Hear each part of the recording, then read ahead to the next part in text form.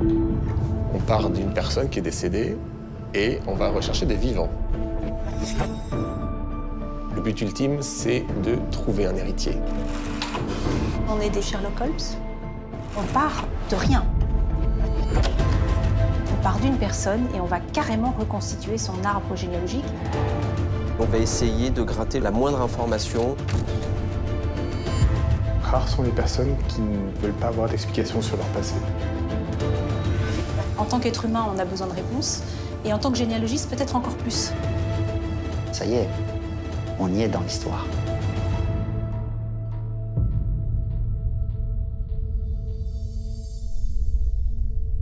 Ils sont généalogistes successoraux. À la demande des notaires, ils recherchent les héritiers inconnus ou introuvables d'un défunt dont la succession doit être réglée. Pour les retrouver, ils remontent dans le passé des familles.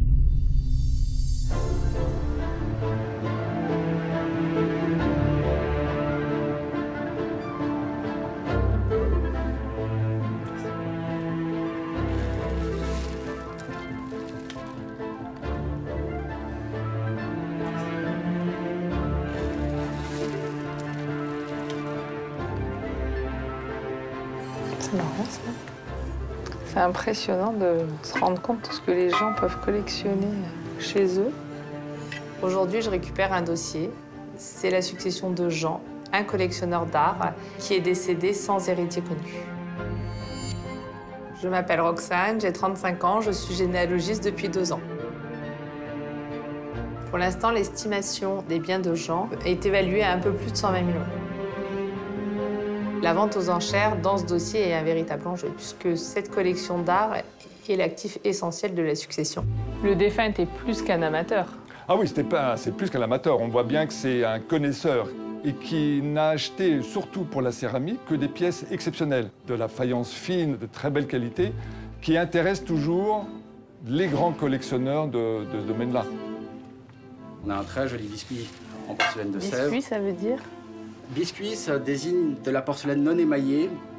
Ça, c'est une tabatière en porcelaine de Saint-Cloud qui est recouverte d'un émail avant d'être peinte. Mais avant qu'elle ne soit recouverte d'émail, elle a cet aspect, c'est-à-dire une porcelaine cuite, laissée mate. Vous l'estimez à combien? Je l'estime autour de 4 à 6 000 €, avec bon espoir que les enchères s'envolent. Que pour cette pièce-là? Et chacune vaut à peu près la même chose?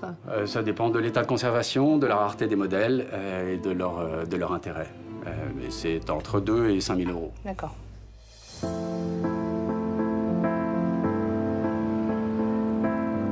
Lorsque Jean décède, c'est sa belle-sœur, Michel, qui contacte le notaire pour procéder à l'ouverture de sa succession.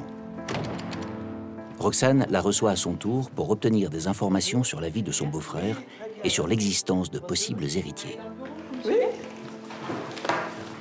Merci d'être venu jusqu'à nous pour nous donner plus d'informations. Je vous en prie. Le notaire nous a indiqué que c'était vous qui avez déposé le dossier chez lui. Oui. Est-ce que vous savez si Jean avait des frères et sœurs? Ah non.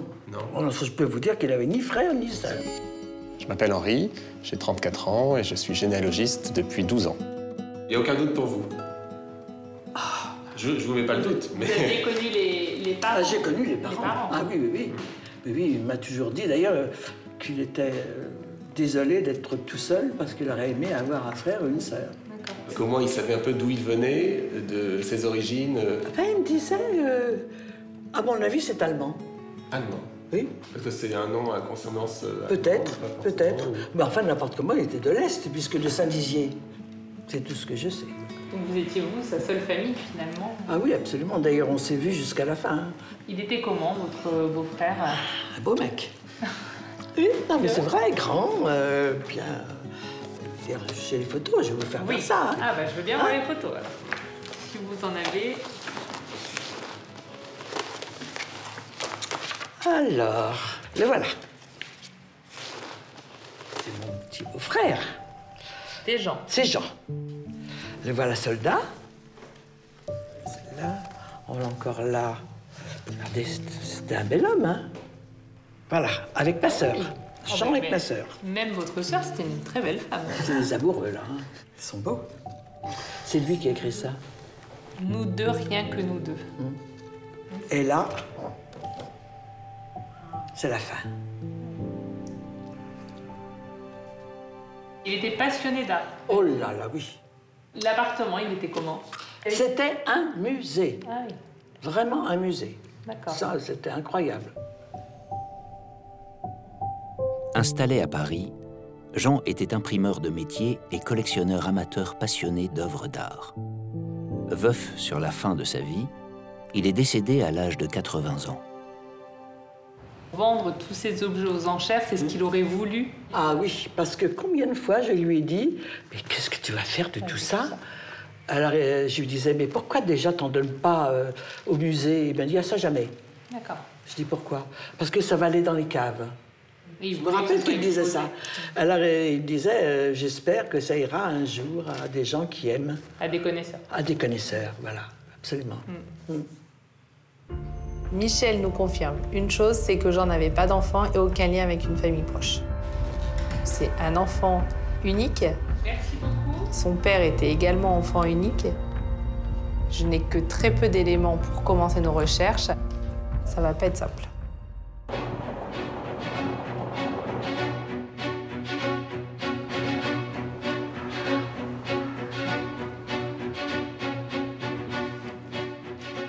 Alors voilà, le défunt, on a vu qu'il était sans postérité et qu'il était fils unique. Et son père aussi était fils unique. Donc il n'a pas de cousin germain. Voilà, et on va chercher à savoir si la grand-mère, qui s'appelait Berthe Adam et qui était née à Saint-Dizier, avait des frères et sœurs qui seraient peut-être nés à Saint-Dizier aussi. On part d'une personne qui est décédée et on va rechercher des vivants. Le but ultime, c'est de trouver un héritier. Même un seul héritier, ça suffirait. Si on n'en trouve pas, c'est l'État qui empoche la succession. Pour être généalogiste, il faut être curieux. Et il faut vouloir trouver. Pas chercher, mais bien trouver. Ce serait bien qu'on retrouve un grand-oncle ou une grande-tante. Là, on a Henri Adam, né le 14 mai 1882, et il est fils de Claude-Antoine Adam. Rapidement, Roxane et Henri retrouvent deux grands-oncles supplémentaires. Jules. Donc pour l'instant, on a 3 grands-oncles du défunt. Donc on va voir s'ils ont eu des descendants. En poursuivant les recherches, émerge alors des registres l'existence d'un petit-fils de l'un des grands-oncles. Donc on tient là notre premier héritier, qui est donc un héritier au 6e degré, cousin issu de germain du défunt. S'il est encore vivant. En espérant qu'il soit encore en vie. Parce que s'il est mort, on s'arrête là. On ne peut pas descendre au degré d'en dessous. Okay. Voilà, donc c'est plutôt de bonne pioche. Ça y est, on a notre premier héritier potentiel. Est-ce qu'il est vivant, est-ce qu'il est mort? Ça, il faut s'en assurer. Après plusieurs semaines d'enquête, Roxane et Henri retrouveront finalement 5 cousins éloignés de Jean. Ces derniers vont être très surpris d'apprendre qu'ils héritent de lui et de sa collection d'art.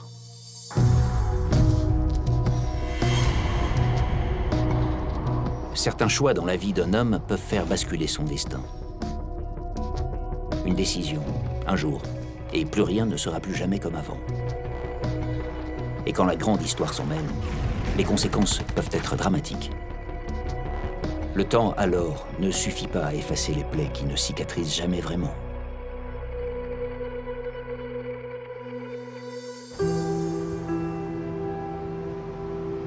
De notre histoire récente, la guerre d'Algérie ravive encore des souvenirs douloureux chez tous ceux qui l'ont vécu de part et d'autre de la Méditerranée. Car ce conflit n'a laissé personne indemne. Dans notre métier, tous les dossiers sont atypiques. On pourrait penser qu'on retrouve toujours les mêmes dossiers. Et finalement, l'intérêt de la généalogie, c'est qu'elle porte sur l'humain. Et l'humain, ça se décline à l'infini. Je m'appelle Damien, j'ai 47 ans. Et j'exerce depuis 20 ans le métier de généalogiste successoral. Monsieur Gérard, vous allez bien? Très bien, vous-même. Merci de vous être déplacé. C'est moi qui vous remercie. Allez-y, je vous en prie. Il paraît que vous avez un nouveau dossier pour moi.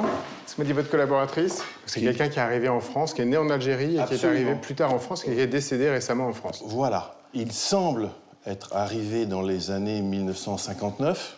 J'ai peu d'informations. D'accord. Donc à peu près au moment de la guerre d'Algérie?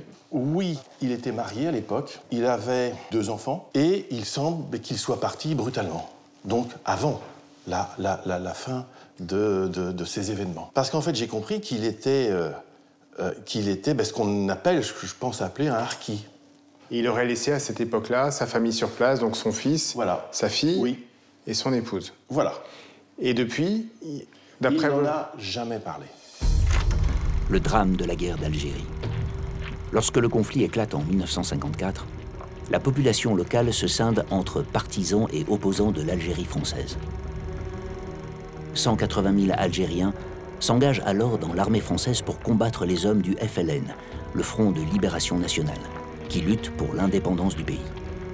Considérés comme des traîtres et victimes de nombreuses exactions lorsque l'Algérie obtient l'indépendance en 1962, la grande majorité des harkis n'a d'autre choix alors que de s'exiler en France. C'est le cas de notre défunt. J'ai un certificat de recensement de la République française où on voit son visage. J'ai un document qui est une déclaration de reconnaissance de nationalité française. Et est-ce qu'il vous a évoqué une vie après l'Algérie en France? Est-ce qu'il aurait eu des enfants? J'en ai pas connaissance. Rien. Donc, c'est-à-dire qu'après sa vie familiale en Algérie, oui. C'est le désert, il n'y a rien. Voilà. Il n'y a rien, il n'y a rien. C'est la première fois que j'avais un dossier avec un harki. Le notaire, lui, me dit qu'il y a 2 enfants, mais il n'y a aucun document officiel qui atteste de l'existence de ces 2 enfants. Alors, ce qui est déjà intéressant pour nous, c'est qu'on voit déjà, on sait qu'en 64, il était en France, ça c'est établi. Je retrouve le nom de son papa sur un document, la région dont il est originaire, qui m'est indiqué et qui va nous permettre de commencer nos recherches. Je dois vous avouer que l'actif n'est pas important. D'accord. Le défunt semblait être locataire. Oui, donc pas propriétaire de son appartement. Non, de rien. Et puis ce que j'ai noté pour l'instant, hein, je n'ai pas plus d'informations, que l'actif bancaire serait simplement de l'ordre de 18 000 €. D'accord. Les frais d'obsèques n'avaient pas été payés par... Non. Il va rester autour à peu près 10 000 € d'actifs. Ah, je pense. Donc c'est un petit dossier. Oui. C'est un dossier qui ne sera pas rentable financièrement pour nous, parce qu'il y a déjà des investigations à faire en France. Et puis, il y a cette perspective du voyage en Algérie, parce que le mode de rémunération du généalogiste, il est proportionnel à la succession. Donc si on prend 20% de 10 000 €, 2 000 €, ça ne pillera pas du tout le temps qu'on pourra passer pour retrouver tous les héritiers du défunt.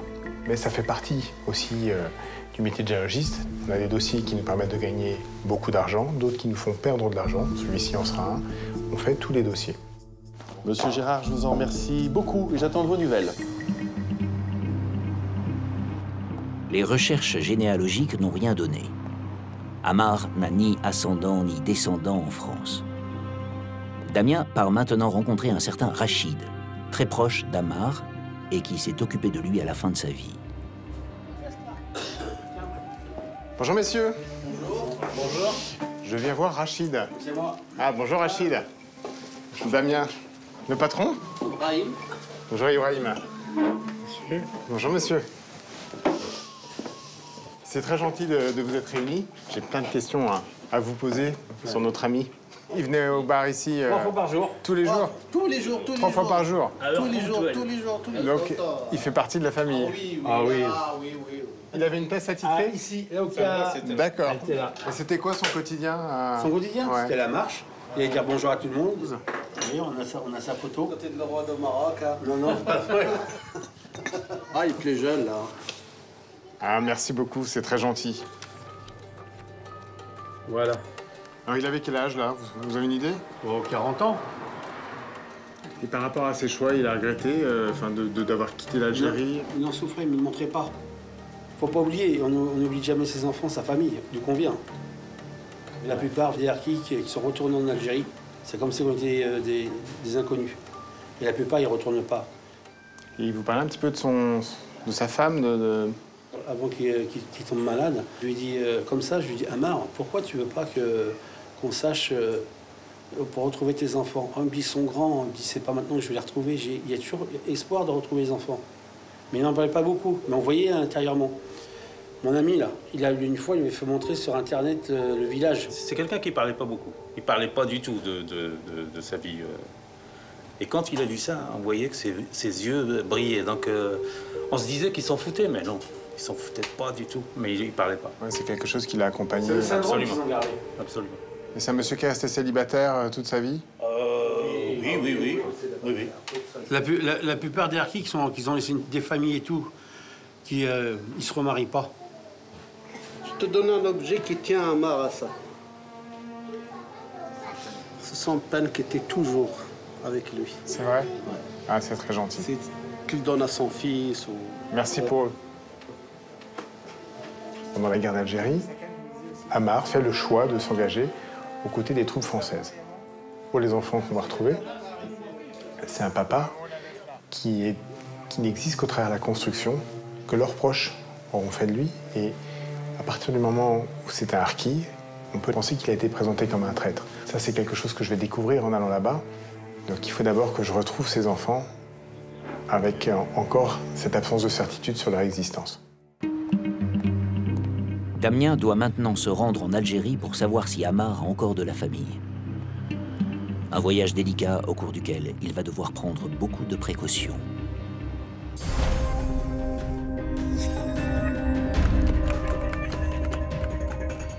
Quand un défunt laisse derrière lui une collection d'œuvres d'art, sa succession se résume souvent à une vie qu'on met aux enchères. C'est le cas à Paris pour celle qui concerne Jean. Dans ce dossier, Roxane et Henri ont retrouvé 5 héritiers.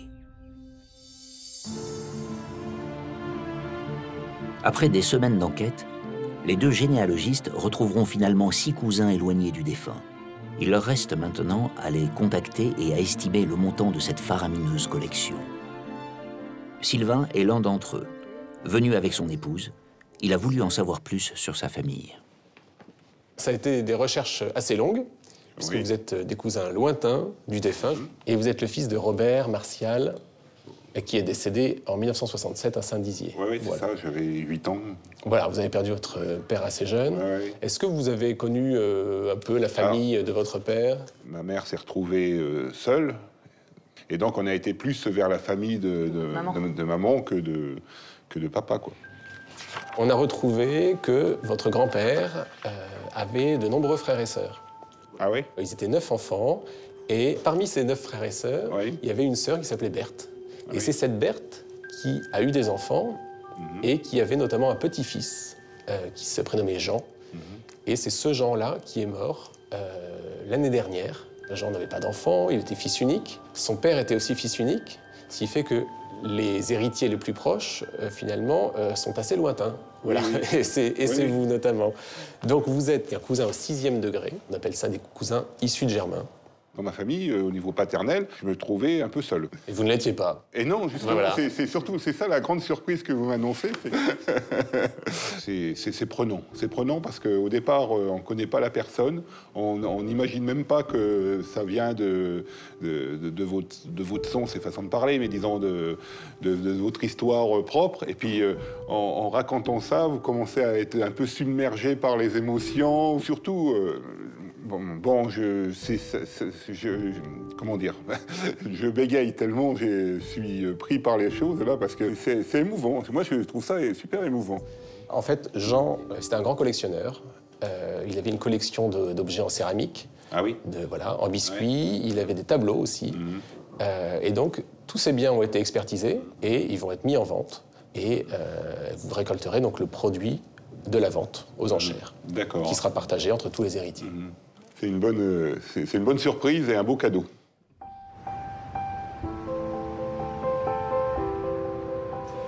Bonjour Michel. Bonjour. Vous allez bien? Très bien. Merci de nous avoir rejoints. Voilà, Bonjour. On vous présente donc les héritiers de votre beau-frère. Voilà. Bonjour. Je suis vraiment enchantée. Bonjour, qui est la belle-sœur. Voilà Sylvain. Voilà Sylvain. Un air de famille, quand même. Ah, ça fait plaisir. Non, mais c'est vrai, c'est vrai. Bonjour. Et Marie-Thérèse, voilà. C'est mon épouse. Voilà. Enchantée. Non, mais je suis sûre qu'il y a un air de famille. D'abord dans les yeux. Le vert. Voilà, Jean, c'est un très bel homme avec ma sœur. Très bel homme. Grand. Ah oui, grand, fin. Grand, large. Ouais. Là, il était mince, mais en vieillissant, il était plus étoffé, un peu comme vous. Hein. Il me disait qu'il n'avait plus de famille. Et c'est tout à fait ça. Moi, je suis dans le même cas que lui. Hein. Bien sûr, j'avais des enfants. Oui, oui, oui, j'en ai 3. Heureusement. Ah, oui, oui. La oui. branche continue. Bon, il est parti, mais il y a encore quelqu'un qui reste, quoi. Ouais. Hein?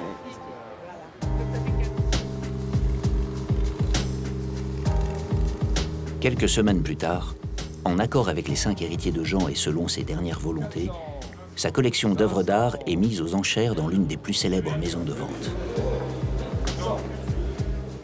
Alugé, 2100 pour le 109. Pour le 109. Le fruit de la vente sera réparti entre les 5 cousins éloignés du défunt, une fois déduits les frais de succession et ceux générés par les recherches et l'organisation de la vente. Pas d'enchère au-delà de 1700 €. L'adjuge. Adjugé, 1700 pour le 28. L'enjeu de la vente aux enchères d'aujourd'hui, c'est que c'est quasiment le seul actif de la succession de Jean. Donc plus on va vendre les objets chers, plus il y aura d'argent à distribuer aux héritiers à la fin, dans le cadre de la succession. Et nous passons au numéro 68. 800. Comment enchère 900. Vous aviez jamais fait, hein? Ah non, non, c'est la première fois. Là. 4000. Adjugé. Là, le tableau du bain, il me plaisait bien. Hein? Ah oui. Ah, celui-là, oui, je l'aurais bien pris. Je pense que Jeannot est avec nous en ce moment. Tout ce qu'il a acheté pendant des années et des années, de voir que ça part à des gens qui aiment. Oui, puis je pense qu'il est avec nous. 13 000 €. J'adjuge. 13 000. Sur les objets appartenant à Jean, on a vu qu'ils avaient à chaque fois été vendus au-delà de l'estimation du commissaire-priseur. Donc on peut espérer à ce que la vente soit largement supérieure à ce qui avait été estimé. Répartie sur 2 jours, la vente des œuvres d'art et objets ayant appartenu à Jean atteindra finalement la somme de 160 000 €. Merci d'être venu. Au revoir. Ben nous, hein, on est appelés à se revoir. Voilà, quand même, j'espère. hein. Bon, ben à bientôt. Hein. On s'appelle. Oui. Hein? On va quand même communiquer. Hein. Oui, à bientôt. Allez, au revoir. Hormis sa collection d'œuvres d'art, le patrimoine de Jean comprenait également un bien immobilier en région parisienne vendu quelques mois plus tard. Mais avec un passif de près de 50 000 €, chacun de ses héritiers aura finalement touché la somme de 2 000 €.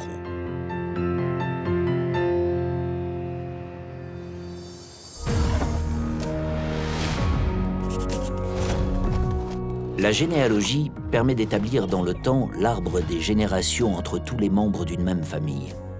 Elle permet aussi de rétablir parfois la vérité sur la réalité d'une filiation et de faire apparaître un enfant là où certains s'étaient employés à le faire disparaître de l'arbre généalogique.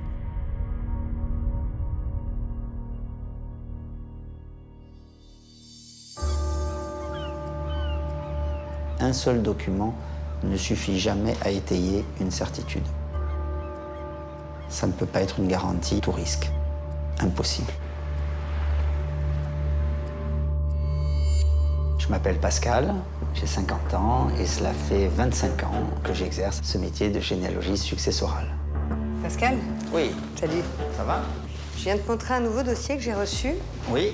D'une dame qui est décédée là cet été, en juillet. Il y avait une maison et puis quelques liquidités.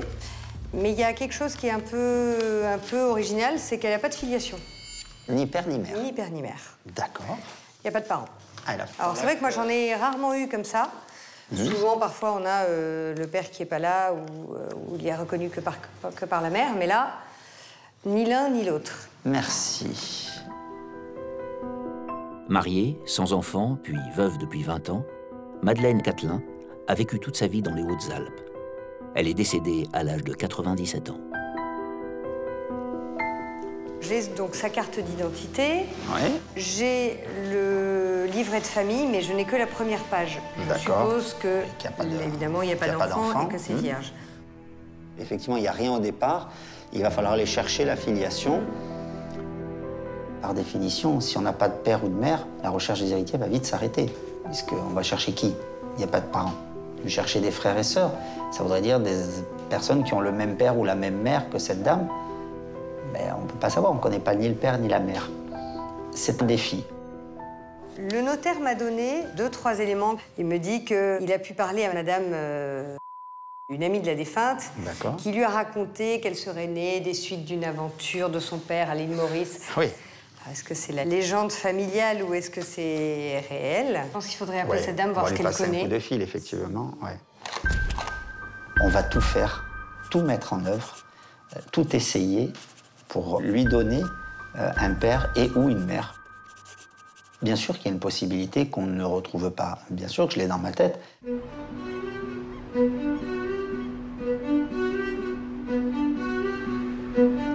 Une des premières démarches, quand on a ouvert le dossier, c'est d'aller tout de suite à l'état civil de Marseille, voir les registres et voir l'original de cet acte de naissance, voir si sur l'original, il n'y a pas une annotation qui nous aurait échappé.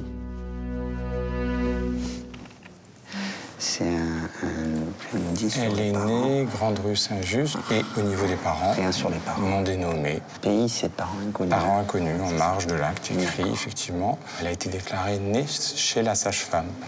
Comme ça efface toute possibilité, du moins sur l'acte de naissance, de savoir par un recensement de population si c'était bien chez les parents. Non, je pense pas. On consulte l'acte de naissance et on s'aperçoit malheureusement qu'il n'y a pas grand-chose. On parcourt les registres d'état civil et on ne trouve rien. On trouve rien, il n'y a pas de Catelin, hormis notre défunte. Ça renforce notre idée que ce nom-là, la vérité, elle n'est pas de ce côté-là. Il y a autre chose à aller chercher.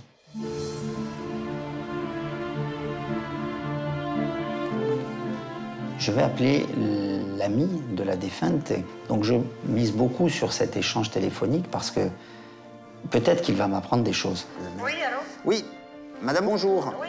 Monsieur Casil, généalogiste à Marseille. Je me permets de vous appeler, madame, dans le cadre de la succession de madame Madeleine et Catelin. Oui. Et on va s'attacher à essayer de reconstituer un petit peu la famille, ce qui ne va pas être une chose aisée, parce que dans son acte de naissance, la défunte, ni père ni mère. Oui. Alors, moi... Alors, je vous raconte l'histoire. Elle a été élevée chez mon grand-père. D'accord. Parce que son grand-père à elle, oui, était gouverneur de l'île Maurice, il s'appelait Monsieur Cadet. Mais elle n'a jamais été de l'assistance publique. C'est toujours le grand-père qui a payé mon grand-père. Le grand-père Cadet, donc. Voilà, qui a payé mon grand-père. Et vous êtes sûr du nom? Oui, ah bah oui, ça c'est certain. D'accord. Et cette dame, cette personne, on l'a toujours considérée comme notre tante, puisqu'elle s'est élevée avec mon père. D'accord. Et tout ce que vous me dites là, c'est uniquement oral, ce que... Oui, c'est elle qui me l'a raconté quand elle a retrouvé ses parents. Une des grandes qualités pour un généalogiste, c'est d'avoir la culture du doute. C'est-à-dire de toujours penser que ce qu'il consulte, ça peut être source d'erreur. Pareil, quand on recueille un témoignage, j'écoute, je prends, je note, mais c'est pas une chose acquise. Il faut que je la confronte à d'autres témoignages, à d'autres documents, à d'autres sources. Et si tout se met en place, là, je pourrais dire que le témoignage est le bon. Et donc, normalement, vous pensez que si demain on allait à sa maison, on pourrait trouver des documents, vraisemblablement?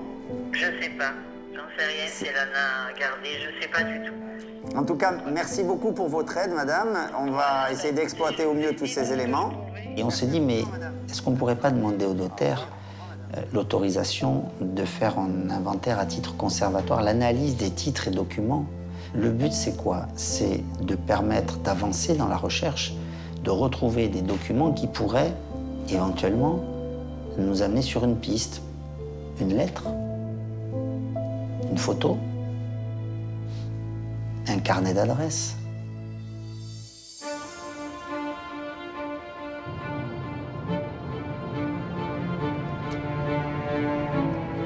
Le rendez-vous au domicile de la défunte, tout le long du trajet, j'y pense.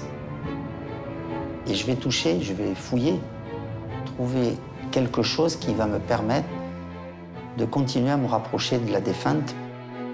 Toujours le même but, c'est lui trouver la véritable origine de sa famille.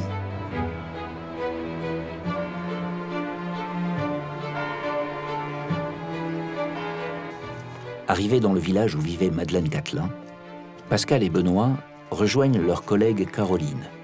Elle est accompagnée du notaire et de la clerc de notaire.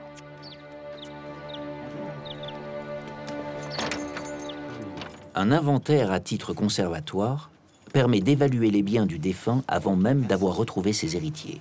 Quand on fait un inventaire, par définition, va rentrer dans une maison, dans un appartement, qui très souvent n'a pas été ouvert depuis le jour du décès.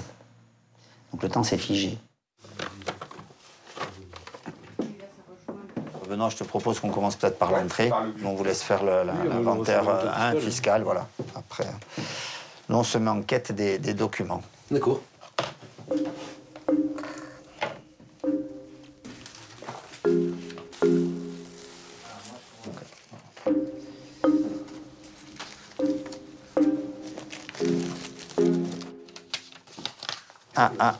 Benoît. Là, j'ai quelque chose d'intéressant. J'ai une lettre qui commence par « Chère cousine », qui date d'il y a 40 ans, 7 janvier 1974. « Chère cousine, merci de vos très aimables souhaits. Maman me prie de vous envoyer ses bons vœux. » Alors, je lis rapidement, elle est un peu fatiguée, j'essaie de voir. Ma sœur France est à l'île Maurice. Ça revient sur ce qu'on a entendu parler, l'île Maurice. C'est vrai, tu as raison. Ma chère cousine. Et oui, moi je suis généalogiste. Si on me dit, on me parle de cousine, ça veut donc dire qu'il y a une famille. Et puis quand je lis cette lettre,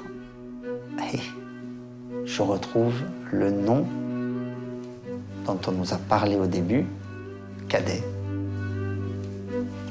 C'est-à-dire que c'est bien une famille noble qui est à l'origine de l'existence de Madeleine Catelin, de notre défunte. Là, il y a une photo plus ancienne.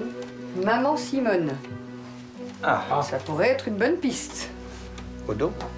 Maman Simone et Victor. Oui, on retrouve le nom. On retrouve le nom Effectivement, de l'hypothèse. j'ai l'impression qu'il y a marqué, tu as raison, hein. Maman, Je lis maman, moi, mais... Simone et Victor.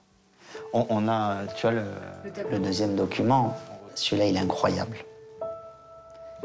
Et quand on tourne la photo, au dos, il y a une inscription. Le nom que m'a donné l'ami, le nom que je viens de retrouver dans la lettre, Cadet 2 Cadet, avec marqué en dessous, Maman Simone. Donc, elle a eu une maman. Alors, voilà, est-ce que c'est sa mère? Je sais pas. Ok. En tout cas, c'est troublant. Ah ouais, non, ça c'est un document essentiel. Ah, ça, il faut absolument le garder, ça. Le puzzle, il commence à se mettre en place, mais il est loin d'être terminé. Donc mon travail maintenant, ça va être de voir si, dans cette famille que j'ai identifiée, de manière presque certaine aujourd'hui, comme étant sa famille d'origine, est-ce qu'il y a une Simone?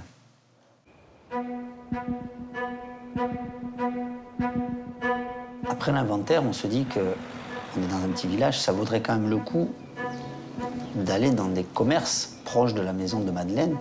Il se trouve qu'il y a un hôtel, restaurant, qui est juste à côté. Le réflexe du généalogiste, c'est d'aller à la pêche aux informations et de se dire peut-être que quelqu'un du restaurant, de l'hôtel, a connu Madeleine. Ce sera peut-être un coup d'épée dans l'eau, mais en tout cas, on ne pourra pas partir sans explorer cette possibilité. Donc on rentre à l'hôtel. Et à l'hôtel, on ne va pas être déçu. Bonjour madame. Bonjour messieurs. On vient vous voir, chère madame, pour un petit renseignement. Nous sommes donc généalogistes. Là, on intervient dans le cadre d'une succession. La succession d'une de vos voisines qui est décédée il y a quelques mois maintenant. Madame. D'accord, Madeleine. Pour nous, c'était Madeleine, d'ailleurs. Ah, voilà, oui. Donc vous la connaissez. Donc, oui, on la connaissait parce que, d'une part, oui, en tant que voisine, en tant que cliente, lorsqu'elle venait avec le club du 3e âge. En tout cas, personne, éventuellement, nous a reparlé de la défunte. Après, il y avait une autre dame qui était, mais qui habite pas ici, qui habite Gap maintenant, qui a été la plus proche d'elle jusqu'à la fin. Je vais vous trouver le numéro de madame. C'est gentil, merci beaucoup.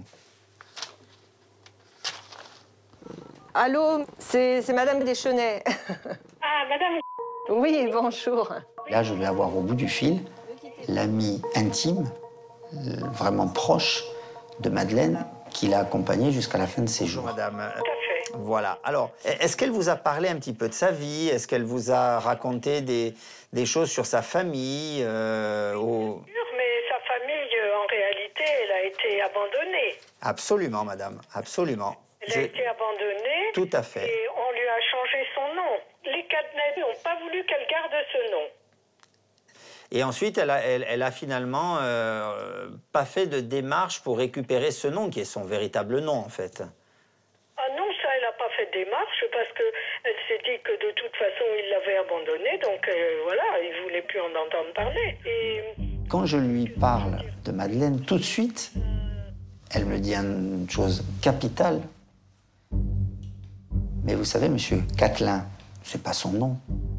Aujourd'hui, j'ai une réelle conviction ancrée, intime, qu'en fait, le nom Catelin n'existe pas.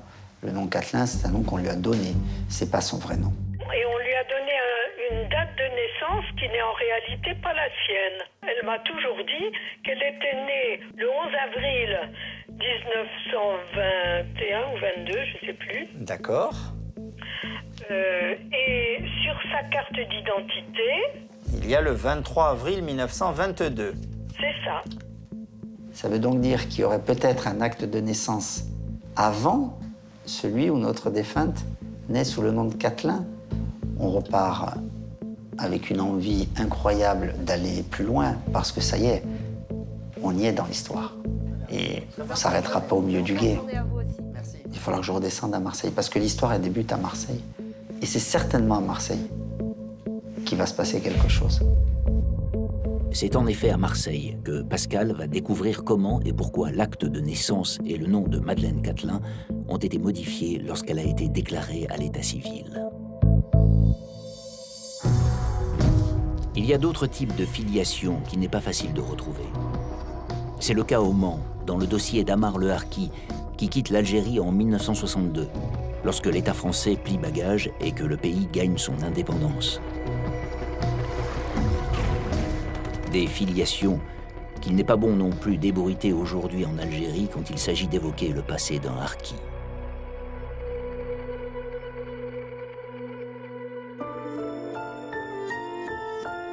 Il y a des pays dans lesquels les recherches sont complexes. En ce qui concerne l'Algérie, dans le dossier d'Amar, c'est un pays où on peut considérer que l'état civil n'est pas facilement accessible. Il faut un réseau, il faut des contacts. Et c'est là que Jacques entre en scène. Bonjour Jacques, comment vas-tu? Ça va et toi? Ouais, très bien. Le service enquête, ce sont des détectives. C'est un petit peu les James Bond de la généalogie. Quand c'est trop complexe pour nous, ils arrivent à avoir des renseignements que nous, on ne pourrait pas avoir. J'ai retrouvé les enfants de ton défunt. Et là, surprise, contrairement à ce qu'au départ tu m'avais dit, on cherche 2 personnes, on en a trouvé une 3e qui a été déclarée née en 64, mais sans date de naissance précise. Donc il aurait eu 3 enfants. D'après les témoignages que j'ai eus des gens qui côtoyaient le défunt, il n'avait que 2 enfants. Il n'a jamais évoqué un 3e. On a donc 2 enfants, Laïfa, qui a 59 ans, Ben Saïd, qui a 58 ans, et la 3e enfant que l'on a donc découverte, Membarka, 55 ans, qui a été déclarée née en 64, mais sur aucune mention précise sur l'état civil. Moi, j'ai la preuve matérielle qu'il a quitté l'Algérie en 62. Donc je pense que le contexte est le suivant, c'est qu'elle devait être récemment enceinte quand il est parti. Voilà. Il n'était pas au courant, donc il n'a jamais su qu'il a eu 3 enfants. Vu la période de naissance, c'est une période qui est extrêmement conflictuelle en Algérie. Les Français viennent de partir. Lui, en plus, c'est une famille de harkis. Les harkis, par définition, pour les Algériens, ce sont des traîtres, hein, puisqu'ils ont combattu pour l'armée française. Donc je pense qu'elle ne l'a pas déclaré au moment où elle est née. Et n'aurait été déclarée qu'en 64. Et il n'y a pas de date de naissance qui a été mentionnée sur l'acte de naissance pour ça. Alors, je les ai eus au téléphone. J'ai eu un des héritiers. Alors, la réaction, l'étonnement, un grand étonnement. Il m'a donc envoyé un mail. Vous voyez, si vous essayez de me communiquer tout ce que vous avez sur mon père. Ils ont été naturellement très surpris. Ce qui les a intéressés en premier lieu, c'est pas l'héritage du tout, c'est de connaître l'histoire de son père et qu'est-ce qu'il était devenu en arrivant en France. Est-ce qu'ils avaient des frères et sœurs? Si on avait des photos, si... Enfin, vraiment, énormément de choses. Au travers de ce mail, c'est presque un tournant pour moi. Jacques, un grand merci à toi. Je me dis, je suis attendu là-bas, je vais être à un moment important dans l'histoire de ces enfants. Je vais leur révéler qui était leur papa. Je sais que ça va être un voyage qui va être fort en émotion, parce que je suis très attendu finalement là-bas. Ils espèrent que je vais pouvoir leur donner le maximum de renseignements.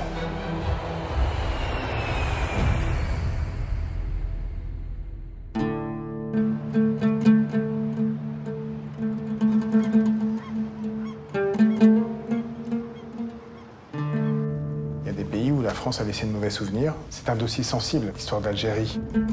Et je sais que les engagements qu'avait pris Ammar, celui des harkis, celui des Algériens qui s'étaient engagés auprès des troupes françaises, ça m'amène sur un terrain sensible. Donc j'espère que ça va bien se passer. J'ai cette petite appréhension quand même. Là, j'arrive dans ce petit village où vivait le fils. Je l'appelle. Il répond. Et là, je sens qu'il y a un blocage. Il réalise que je suis juste à côté de chez lui. Et je pense qu'il panique. Et il me dit qu'il ne peut pas me recevoir. 60 ans après la guerre d'Algérie, le problème des harkis est encore extrêmement sensible. Donc je me dis, je vais aller dans un autre petit village qui n'est pas très loin, où vit la sœur aînée, Laïfa. Il va falloir que je fasse très attention, que je sois très discret. Pour protéger la famille d'Ammar, notre caméra se fait discrète et vous ne verrez pas leur visage. Je parle avec le fils et le mari de Laïfa, et très gentiment, ils me proposent de venir chez eux pour que je puisse parler à Laïfa. Et je me retrouve face à Laïfa, et là, je vois dans ses yeux qu'elle est extrêmement inquiète. Je ne m'attendais vraiment pas à ce que quelqu'un vienne m'annoncer le décès de mon père. Je pensais plutôt qu'on me donnerait des nouvelles de son vivant. Je n'arrive pas à réaliser que mon père est mort. C'est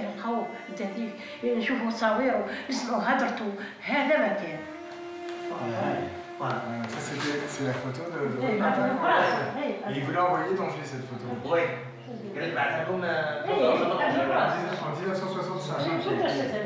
Et après, vous n'avez jamais eu de nouvelles? Non, jamais. Nous, on s'est dit qu'il avait refait sa vie et qu'il nous avait oubliés. Je sens qu'elle est un peu en colère. Ça se voit dans ses yeux. Le fait qu'il ne soit jamais revenu au pays, moi, je lui explique que c'était aussi pour protéger ses enfants.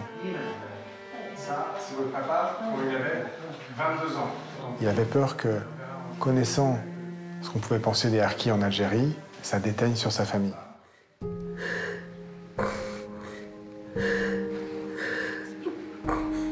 Que ça fait mal. Il est resté célibataire toute sa vie.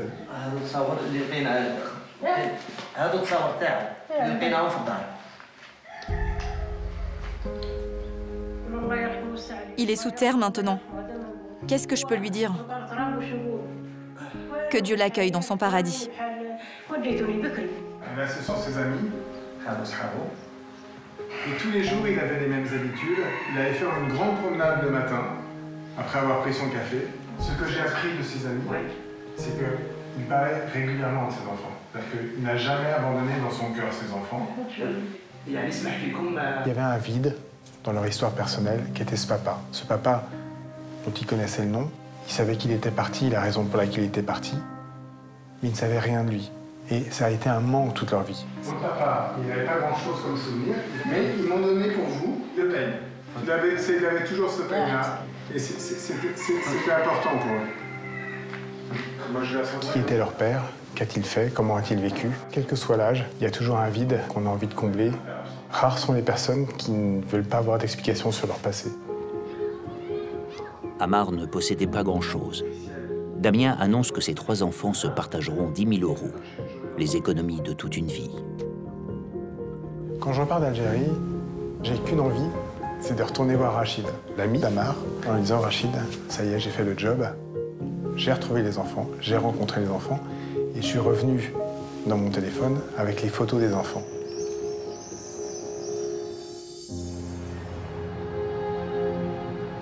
Il est beau ce cimetière. Ah, t'as tes habitudes? Ouais, je viens toutes les semaines ici, tous les samedis. Bon, tu sais qu'il faut que je te raconte mon voyage en Algérie. Ouais, depuis la dernière fois. Bah, je les ai retrouvés, les enfants. Ouais. Ça n'a pas été une mince affaire. C'est vrai? Ouais. Par contre, il y a une chose qu'il faut que je te dise. Tu sais, tu m'as dit qu'elle avait 2 enfants. Ouais. Et il y a une surprise.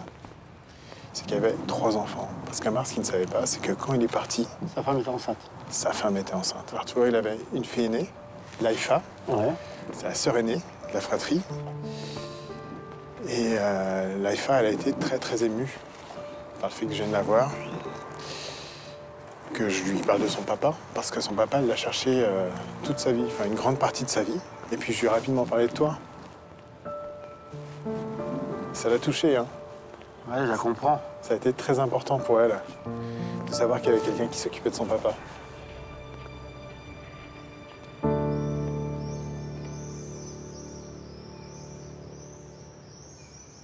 C'est là que on l'a enterré avec toute l'équipe. La stèle, c'est moi qui l'entretiens tous les samedis. Qu'il pleuve, qu'il neige, je viens quand même. Mais il manque beaucoup, hein. Malgré son petit caractère. Paix à ton âme. Je t'ai ramené les photos des enfants. Wow. Si tu vas voir. L'aînée, elle s'appelle Laïfa. C'est elle. Oh, la ressemblance. C'est vrai? Oh, ça, c'est Amar tout craché. C'est Amar tout craché, ouais. l'aîné? Ouais. Bah, tu vois. Après, wow, la ressemblance. T'as un garçon qui s'appelle Ben Saïd. C'est vraiment la famille. C'est ça. ça. De fou. Et enfin... C'est la dernière, ça. Ouais, Mebarka. Alors, c'est cette fameuse petite fille à l'époque qui n'était pas encore née quand il est parti. 60 ans après, on les retrouve. 60 ans après, c'est ça. Je ressens beaucoup d'émotions.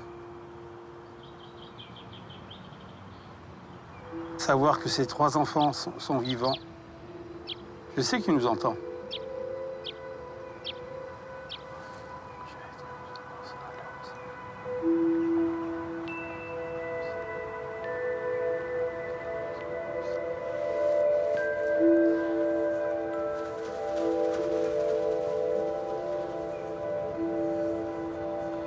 Ya Rahmak Amar.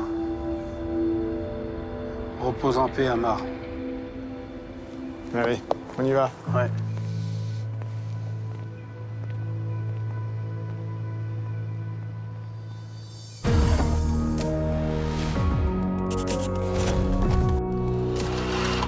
Quand tout a été savamment orchestré pour falsifier une identité, les recherches s'avèrent alors plus longues et plus compliquées. Dans le dossier de la défunte Madeleine Catelin, Pascal et Benoît touchent du doigt leur objectif: rassembler les éléments qui prouveront sa réelle filiation.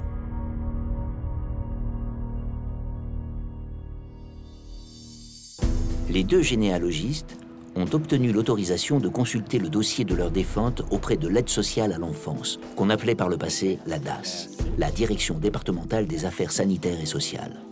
Cet établissement gère les adoptions et le placement des enfants. C'est le dossier. Voilà, là je vais... Le dossier qu'on m'avait demandé. Oui.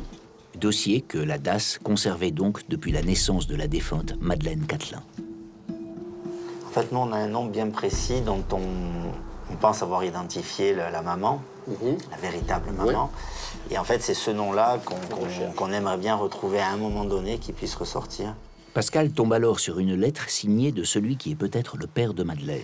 Là, je note quand même, étant le père, et désirant ainsi que sa mère le reconnaître au plus tôt, pourriez-vous à l'occasion de quelques renseignements concernant le retour de l'enfant, ou et dans quelles conditions la reconnaissance effectuée, je pourrais le reprendre. Il se manifeste quand même en 26. Pour la première fois, un document prouverait l'ascendance de Madeleine. 4 ans après sa naissance, son père biologique demanderait donc à la reconnaître. Malheureusement, la loi à l'époque ne le permet pas, car l'enfant a été officiellement abandonné et placé. Ça, c'est un courrier que Madeleine écrit. Je voudrais vous demander de bien vouloir me dire la date exacte de ma naissance et, si possible, les renseignements sur ma famille, ou tout au moins la marche à suivre pour faire les recherches nécessaires pour la retrouver. Quand même, elle commence à s'intéresser à la question de ses origines. Ce qu'elle dit, tu vois. La demande sur ses origines que Madeleine fait à la DAS date de 1943. Alors ça, c'est intéressant. Il y a bien longtemps. De cela, en 1922, une petite parente a eu un enfant sans être mariée. Ça a fait un drame dans la famille et l'enfant fut abandonné. La mère vient de mourir. On est en 64. Et à ces derniers moments, elle m'a supplié d'essayer de retrouver son enfant, qui aujourd'hui est une femme de plus de 40 ans. Je lui ai promis de faire l'impossible pour cela. Ça, c'est émouvant quand même comme demande. Peut-être alors que vous pourriez me renseigner. Son nom, c'est Madeleine Catelin. Cette lettre émane cette fois d'une cousine de Madeleine. Pascal a maintenant la preuve que toute la famille savait ce qu'il s'était passé. La réponse est quand même beaucoup plus succincte. Il n'est pas possible de communiquer quelques renseignements que ce soit sur le cas qui vous intéresse. Merci, au revoir. La réponse des services de l'État est alors sans appel. À 4 ans, il y a quelqu'un qui dit « Je suis le père » et avec ma compagne, qui est la mère de l'enfant, on voudrait récupérer cet enfant. À 21 ans, elle veut retrouver sa famille. On lui dit non. Elle a eu une mère, Madeleine. Et sur son lit de mort, sa mère dit « Retrouvez mon enfant et dites-lui que je suis sa mère. » Et la DAS dit « Madame, on ne peut rien faire pour votre demande. » C'est une vie finalement qui est jalonnée de rendez-vous manqués entre Madeleine et sa famille. Le dossier de la DAS officialise l'existence de la famille biologique de Madeleine. Mais Pascal met la main sur un autre document capital, la déclaration de naissance dont la date a été falsifiée. Madeleine serait née le 11 et non pas le 23 avril 1922. Nouveau détour par les services de l'état civil de la ville de Marseille. Benoît cherche le premier acte de naissance de Madeleine et le trouve. Voilà sur quoi je suis tombé. Premier acte de naissance. Donc il existe. Il existe. La mère est bien rentrée sous sa bonne identité. Génial, bravo Benoît. Benoît apporte non seulement la preuve de la réelle filiation de Madeleine, mais aussi sa vraie date de naissance, le 10 avril 1922. Et là, on a la preuve. À la maternité, on nous dit qu'il y a une Madeleine Raymonde qui naît d'une certaine demoiselle Simone Cadet 2. Deuxième document, le nom Cadet 2, il est modifié à la main. On passe à Radel 2. Et le troisième document, il y a toujours cette Madeleine Raymonde. Et là, on lui donne un nouveau nom, Catelin. Une fois retrouvée la filiation réelle de Madeleine, Pascal et son équipe ont pu alors s'atteler à rechercher si leur défunte avait des héritiers. Et ils en ont retrouvé une. C'est une cousine. Une cousine germaine de la défunte de Madeleine. Elle a quel âge? Elle a 108 ans. 108 ans, ah oui, d'accord. Incroyable. Marie-Berthe est donc l'unique héritière de Madeleine. Trop fragile, son petit-fils n'a pas voulu lui apprendre qu'elle avait une nouvelle cousine germaine. Quoi qu'il en soit, elle héritera de la somme de 20 000 € une fois la maison vendue et les frais de succession et de recherche déduits. Retrouver la famille de quelqu'un, alors même que tout a été fait à l'époque, il y a 100 ans, pour que plus jamais on ne la retrouve, c'est un dossier qui forcément restera dans ma mémoire et dans mon cœur, ouais. Vous voulez parler de ma mère? J'ai failli mourir à la suite de ses coups. Elle nous a déposé à l'assistance publique. Je me dis que ça va être un dossier compliqué. Comment une mère peut faire ça à ses enfants? Patrick est une personne décédée, jeune, qui n'a pas de famille près de lui au moment de son décès. Et ça fait toujours très mal de se rendre compte du nombre de personnes qui décèdent seules. La succession de gens, c'est une succession où on ne trouve aucune trace d'héritier en France. Je m'appelle Damien et je pense que vous avez vocation à hériter de cette personne. Comme vous êtes bon.